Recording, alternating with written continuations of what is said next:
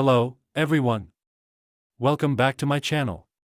I hope everyone is having a nice day. Before we begin the video, please subscribe and give the video a thumbs up. Josh Duggar, prosecution is doubtful he would ever seek treatment. Josh Duggar is in the midst of some legal trouble after he was found guilty of child pornography charges in December of 2021. His sentencing is on Wednesday, May 25th. At that point, the Duggar son and everyone else will learn what his future holds. Ahead of his sentencing, the prosecution has stated that they don't believe he would seek professional help for these issues. Josh and his family allegedly believe he was framed. His wife, Anna Duggar, reportedly believes he's not guilty and has no plans to leave him. However, he has already been found guilty by the jury and is preparing to spend up to 20 years behind bars. As Josh Duggar's sentencing approaches, court documents are coming out. The prosecution has filed a sentencing memo. And Josh's defense has fired back, fighting against the maximum sentence mentioned. His defense believes that he's a wonderful father and husband. Therefore, they believe a 5-year sentence is appropriate. Now, the prosecution has stated they are doubtful that Josh would seek treatment for these behaviors. Josh Duggar, prosecution doubts he would get professional help. In the sentencing memo, the prosecution on Josh Duggar's case state that he is an offender who has a history of *zully abusing minors, who has not received any treatment or therapy for this conduct to speak of, who appears unlikely to ever seek out or meaningfully participate in treatment or therapy to address this conduct, and who continues to deny any responsibility for his past or present crimes. The memo also reads, "There is simply no indication that Duggar will ever take the steps necessary to change this pattern of behavior and address his predilection for minor females." Given these circumstances, this court should be particularly mindful in crafting its sentence of the likelihood that Duggar reoffends upon his release from incarceration and what his reoffending conduct will entail. It continues. Though Josh Duggar can no longer be punished for his prior molestations, they can be taken into consideration. This shows a pattern in his behavior.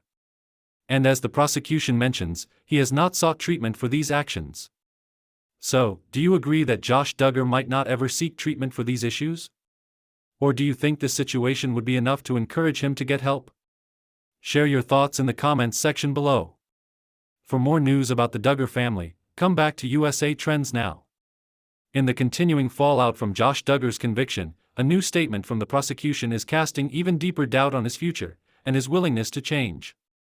Despite multiple opportunities for rehabilitation and reflection, prosecutors now argue they are highly skeptical that the disgraced former reality star will ever pursue meaningful treatment for the crimes that shocked both his community and the country. Josh Duggar, once a central figure on TLC's 19 Kids and Counting, was sentenced to more than a decade in prison for possessing and receiving child sexual abuse material. The case drew national attention, not just because of the gravity of the charges, but also because it shattered the carefully crafted image of the Duggar family, who publicly upheld values of faith, purity, and strict moral conduct. In stark contrast, Josh's double life exposed horrifying truths hidden behind the wholesome facade.